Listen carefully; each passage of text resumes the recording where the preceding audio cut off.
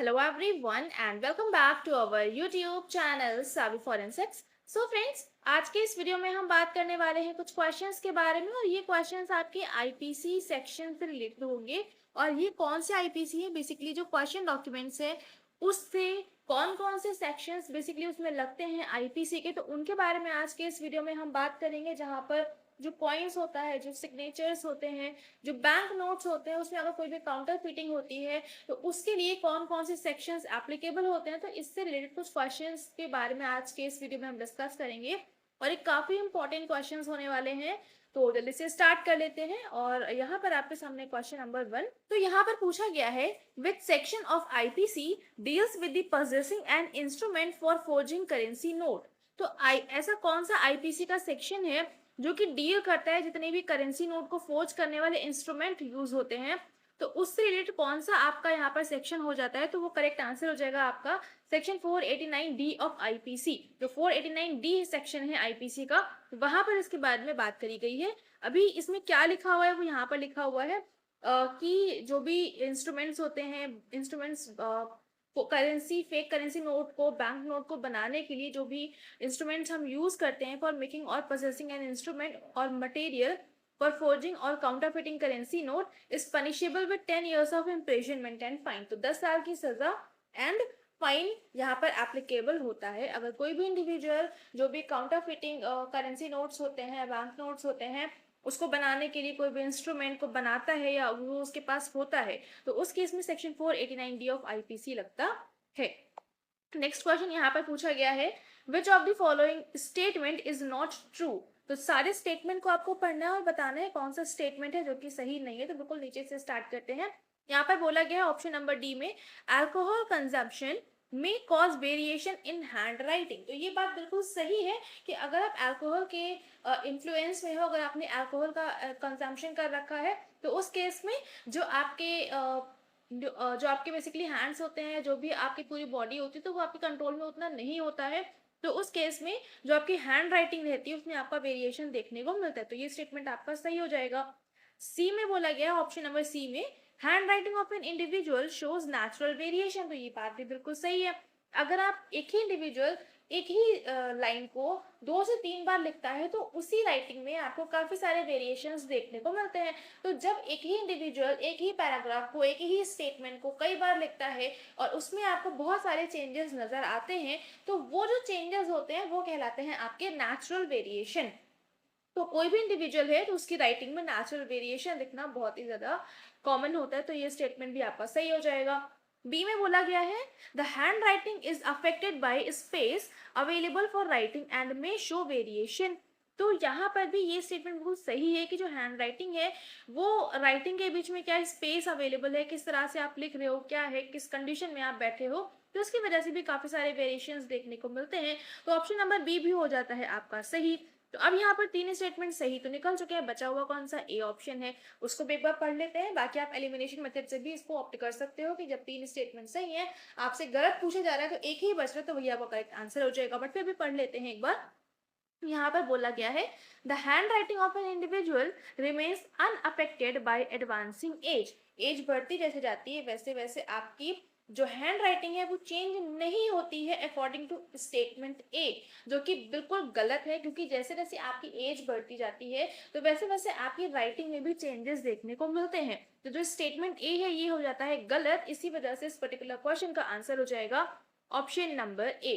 ठीक है, अभी यहाँ पर ये इतना हो गया। अभी आगे चलते हैं क्वेश्चन नंबर 3 की तरफ, जहां पर पूछा गया है what is the term for the preliminary stroke that often appears in capital letters. तो जितने भी कैपिटल लेटर्स होते हैं उसमें जो प्रीलिमिनरी स्ट्रोक होता है, प्रीलिमिनरी का मतलब है जहां से आप कोई भी कैपिटल लेटर को बनाने की स्टार्टिंग करते हो, तो वो पर्टिकुलर चीज को आप क्या बोलते हो। जैसे कि अगर हम बात करें एच आपको बनाना है, तो एच आप ऐसे बनाते हो या फिर कैसे भी बनाते हो। तो यहाँ पर जो प्रीलिमिनरी स्ट्रोक हुआ वो हुआ स्टार्टिंग की फेज, जहां से आपने बिल्कुल कोई भी लेटर को बनाना स्टार्ट किया। जैसे कि आप बी ही बना रहे हो तो बी कुछ ऐसे बनाया, तो ये हो गया आपका स्टार्टिंग स्ट्रोक। तो जो स्टार्टिंग स्ट्रोक होता है, जो जिसको कि हम प्रीलिमिनरी स्ट्रोक यहाँ पर नाम दे रहे हैं, तो वो जितने भी कैपिटल लेटर्स में होते हैं उस पर्टिकुलर को हम क्या बोलते हैं, तो वह कहलाता है आपका बियर्ड। तो करेक्ट आंसर हो जाएगा आपका बियर्ड। यहीं पर अगर हम बात करें आई की, तो आई क्या हो गया, जैसे कि आप एच बनाते हो तो एच में कुछ लोगों का ये वाला जो लूप होता है ये बहुत छोटा बनता है तो उसको हम लूप बोल, अगर बड़ा बन रहा है तो उसको हम लूप बोल रहे हैं, और बहुत माइन्यूट सा बनता है तो उसको हम बोलते हैं आई। ठीक है, बॉडी क्या होता है, जैसे कि आपका एच है तो ये वाला पार्ट हो गया आपका बॉडी, बाकी लेटर तो जो भी लेटर है वो तो लेटर है ही है। आगे चलते हैं नेक्स्ट, जहाँ पे पूछा गया है under which section the term coin is defined. तो आईपीसी का कौन सा सेक्शन है जहाँ पर कॉइन को डिफाइन करा गया है कि कॉइन क्या है, तो वो हो जाता है आपका सेक्शन 230 ऑफ आईपीसी। तो जो आईपीसी अगर सेक्शन 230 है वहां पर बताया गया है प्रॉपर कॉइन की क्या डेफिनेशन है। तो यहाँ पर आपकी वो डेफिनेशन लिखी हुई है, एक बार आप इसको पढ़िए। ये जो कॉइन है एक तरह का मेटल है जिसका हम यूज करते हैं for the time being as money and stamped and issued by the authority of some state or sovereign power in order to be used। तो मेटल का एक कह सकते हैं कि मेटल का पीस है जिसको कि हम मनी की तरह यूज करते हैं, और उसकी वैल्यू क्यों है, क्योंकि वो स्टैम्प्ड है, उसकी अथॉरिटी जो स्टेट है, जो सॉवरेन पावर है, उन्होंने ऑर्डर दे रखा है कि ये आपका एज अ मनी यूज करा जाएगा जो कि आपकी कुछ ना कुछ वैल्यू रखेगा। तो इसी वजह से ये हो जाती है आपका, उसको हम मनी की तरह यूज करते हैं। ठीक है, तो ये हो गया आपका सेक्शन 230 ऑफ आईपीसी जहाँ पे बताया गया है कॉइन की डेफिनेशन क्या है। क्वेश्चन नंबर 5 की अगर हम बात करें, यहाँ पर पूछा गया है which section of IPC deals with the counterfeit of currency notes. तो जो काउंटरफीटिंग होती है करेंसी नोट्स में, तो उसके लिए कौन सा आपका आईपीसी का सेक्शन है, तो ये हो जाता है आपका 489 ए। जो सेक्शन 489 ए है काउंटर फिटिंग के लिए, बेसिकली जो भी करेंसी नोट्स होते हैं उसमें अगर काउंटर फिटिंग हो रही है तो उसके लिए सेक्शन हो जाता है 489 ए।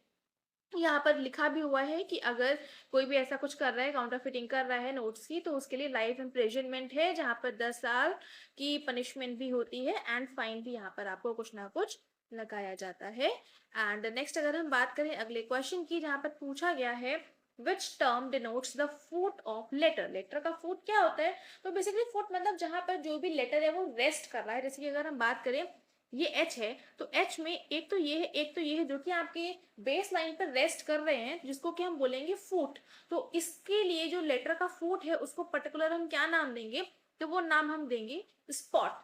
ब्रोकन लाइन क्या होता है, जैसे कि आप लिख रहे हो और बीच में जैसे कुछ भी आपने लिखा है, मान के चलें कि आपने लिखा ए और यहाँ पर आपकी इस जगह पर लाइन थोड़ी सी ब्रेक कर गई, इंक प्रॉपर नहीं आ पाई या कोई भी रीजन रहा, तो ये जो लाइन इस तरह की हो गई इसको हम बोलेंगे ब्रोकन लाइन।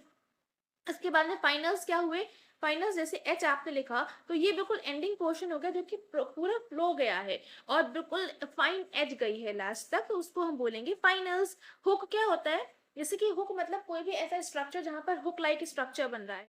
तो यहाँ पर अगर हम बात करें सी की, तो सी जैसे आप बनाते हो स्मॉल बड़ा, तो कुछ लोग यहाँ पर इस तरह का कुछ बनाते हैं, तो यहाँ पर ये वाली जो चीज बन के आती है तो इसको हम बोलते हैं हुक। जो बेसिकली हुक तरह का स्ट्रक्चर एक बन के निकल के आए कोई भी लेटर में, तो उसको हम बोल देते हैं हुक। ठीक है, बाकी जितने भी आपके अलग अलग लेटर में कौन कौन से आपके पार्ट्स होते हैं, क्या होता है, वो सारा बहुत डिटेल में हमने डिस्कस किया हुआ था जब हमने पूरा प्रैक्टिकल डेमोन्स्ट्रेशन देखा था। तो अगर आपने नहीं देखा है तो वहां से जाके सारे टर्मिनोलॉजी आप पढ़ सकते हैं। बेसिकली जो टर्म होते हैं इस तरह के जहां पर आपकी signature identification, letter identification basically हम करते हैं, तो ये बहुत इंपॉर्टेंट रहता है और यहाँ से एक ना एक क्वेश्चन आपके नेट के एग्जाम में डेफिनेटली बनता ही बनता है। तो रेफर करूंगी आप लोगों को कि जब हमने साइन एग्जामिनेशन का पूरा प्रैक्टिकल डेमोन्स्ट्रेशन वाला वीडियो कवर करा था, तो वहां से जाकर आप जरूर देख लीजिएगा क्योंकि वो बहुत ज्यादा हेल्पफुल हो जाएगा आप सभी के लिए। ठीक है, और अभी आगे चलते हैं। यहाँ पर बेसिकली स्पॉट की क्या डेफिनेशन है वो लिखी हुई है कि जो स्पॉट है एक तरह का फुट होता है लेटर का, या फिर portion of it that rest on the line, for example small M, इसमें 3 फीट है, एच में 2 फीट है, तो ये चीज हो गई आपकी।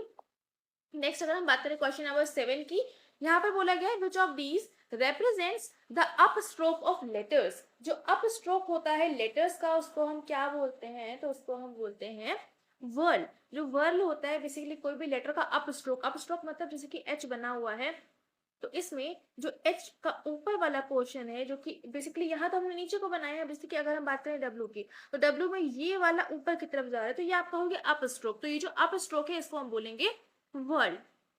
शोल्डर क्या होता है, एन में 1 शोल्डर है, यहीं पे एम की बात करें तो एम में ये 2 शोल्डर है, यानी कि जो रेज्ड पोर्शन हो गया वो हो गया आपका शोल्डर। लूप की बात अभी हम कर चुके हैं, जैसे कि ये आपका बना है, ये आपका लूप है, अगर पतला है, बहुत माइन्यूट सा है तो आई कहलाएगा, थोड़ा सा उसमें बीच में कुछ विड्थ होगी तो वो आपका लूप कहलाएगा। ठीक है, तो ये चीज हो गई।